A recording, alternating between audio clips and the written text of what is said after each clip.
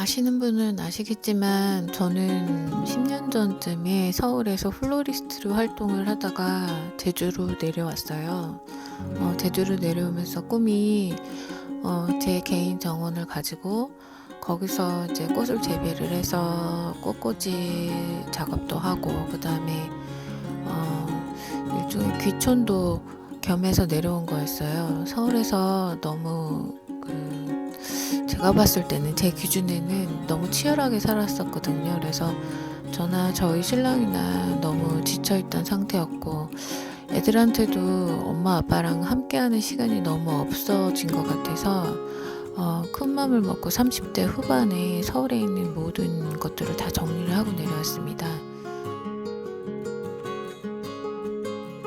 그때 이제 개인 정원을 만들고 꽃을 재배를 하면서 제가 좀 배움의 길이 부족한 것 같아서 원래 전공은 미술이었고 그 다음에 교육학으로 석사를 받은 상황이었기 때문에 꽃을 가르치는 데에는 사실 그렇게 큰 부족함은 없었지만 제 개인적으로 부족하다고 느껴서 제주대 원예학과에 다시 들어갔고요. 석사과정까지 마쳤습니다. 지금 아마 제가 하고 있는 일은 자꾸 소리가 자꾸 길어지는데 대본이 없는 상태에서 얘기하는 거라서 이해해 주세요. 그 당시 제가 내려왔을 때 미국에서 플로렛이라는 친구들이 있었어요.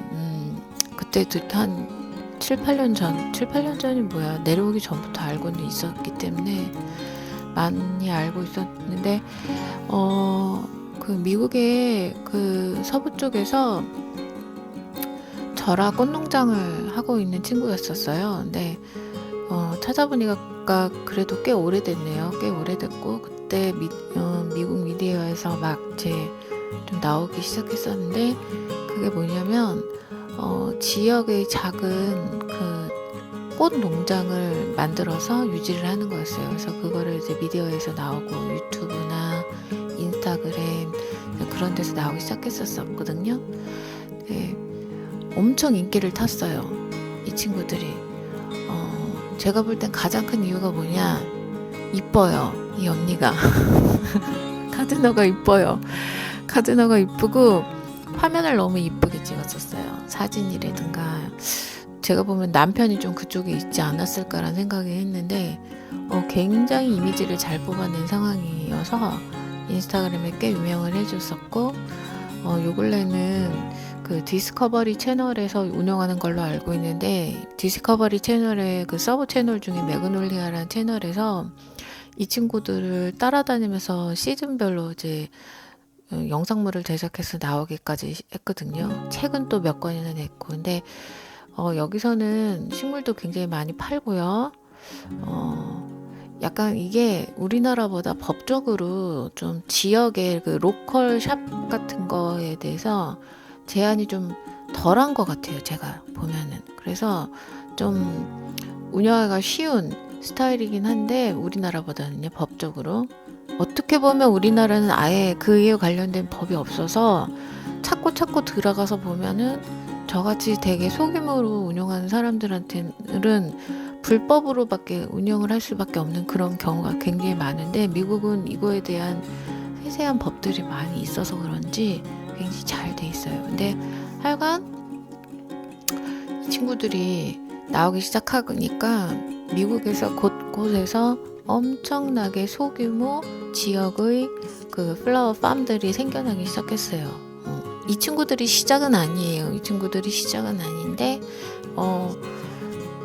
그전에도 굉장히 많았었는데 이 친구들이 이미지를 잘 뽑아냈고 이 친구들을 따라해서 지역의 소규모 농장들이 굉장히 많이 시작을 하게 됐고 그에 관련된 자료들은 유튜브를 찾아보시면 돼요. 근데 사실 이제 저도 이렇게 하고 싶었었어요. 이렇게 하고 싶었었는데 영상들 찾아보시면 아시겠지만 제일 문제가 뭐냐면요. 절화 재배랑 정원용 식물 재배랑은 완전히 방법부터 틀려져요. 절화용 재배를 하려면 우선 시설 재배가 있어야 되고요. 하우스가 있어야 되고 그 다음에 한 면적에서 같은 면적에서 집약적으로 많은 양을 재배를 해야 되기 때문에 어쩔 수 없이 일항하고 고랑을 내서 옛날식으로 농사를 져야 되는 거예요. 그래서 이 친구들도 그렇게 하고 있고요. 근데 저는 제가 그랬잖아요. 원래 전공이 미술이었기 때문에 정원을 만들 때 그림을 그린다라는 생각으로 정원을 만들었기 때문에 제가 생각하기로는 꼭 그렇게 일항하고 고랑을 내지 않아도 충분히 절화들을 잘 재배를 할 수 있다라는 생각을 했었거든요. 몇 년 잘했어요. 근데 제가 결론을 말씀드리자면 한 10년 가까이 정원을 만들면서 저랑 저희 신랑이랑 체력적으로 너무 한계에 부딪혔어요. 일항하고 고랑을 내지 않아도 정원을 가꾸면서 절화를 많이 생산을 할 수는 있지만 그러기 위해서는 굉장히 많이 노동력이 투입이 돼야 되고 노동력이 투입이 된다라는 거는 결국은 돈이 들어가야 되는데 저는 저희 신랑이랑 내려오면서 약속을 했던 게 이 공간을 꾸며나가면서 다른 사람들의 도움을 받지 않고 저랑 저희 신랑 둘이서만 하자였거든요. 제 직업은.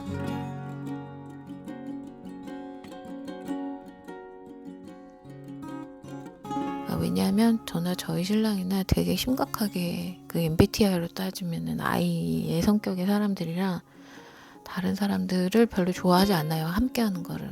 기운이 빠져요.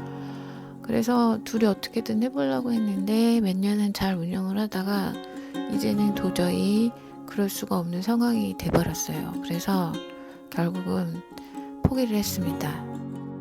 포기를 했다라는 거는 이제 영국식으로 정원사를 열어두면서 굉장히 자연스러운 정원에서 절화용 식물들을 재배를 해서 그걸 꽃을 잘라서 판매를 한다던가 뭔가 교육을 진행한다던가 이렇게 해보려고 했던 거는 도저히 저희 둘의 노동력으로는 할 수가 없어서 결국은 미국식으로 이제 이 친구들 플로렛처럼 일항하고 고랑도 내고 적당히 이제 하우스를 제작을 해야 되는 상황이 벌어지면 풍경을 절대 해치지 않은 선에서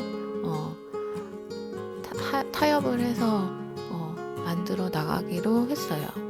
이건 이제 온전히 저와 저희 신랑의 노동력으로만 하기 위해서 하는 방법이에요. 찾아낸 방법이고 그래서 올해부터는 작년에 제가 이제 학교가 끝났기 때문에 이제 시간적 여유도 있고 집중할 여유도 있고 그래서 플로레 스타일로 적당히 절화 농사를 좀 많이 지을 예정입니다. 그렇게 되면 아마도 또 제 다른 전공을 확실히 살려서 원예 교육 쪽으로도 많이 좀 할 수 있을 것 같고요. 그다음에 제 혼자 하는 게 아니라 이제 육지에 계시는 그다음에 이제 제주에 계신 여러 꽃 선생님들하고도 연합을 해서 수업을 많이 진행할 예정이에요. 갈 길이 멀어요. 제가 그래서 이제 작년 말부터 절화형 씨앗 종자를 미국에서 수입을 하기 시작을 했고요. 그 과정에 관련돼서는 다음 유튜브에 한번 길게 풀게요. 왜 일반 사람들이 종자를 외국에서 수입하는 게 거의 불가능한 일인지 저 같은 업자도 엄청나게 고생을 했거든요. 자, 그러면은 오늘 유튜브는 사실 이렇게 알맹이는 없어요. 알맹이는 없고 저희 이제 송당나무 정원이 어떻게 변화를 할런지 지켜봐 주십사 하는 마음에서 영상을 제작했습니다.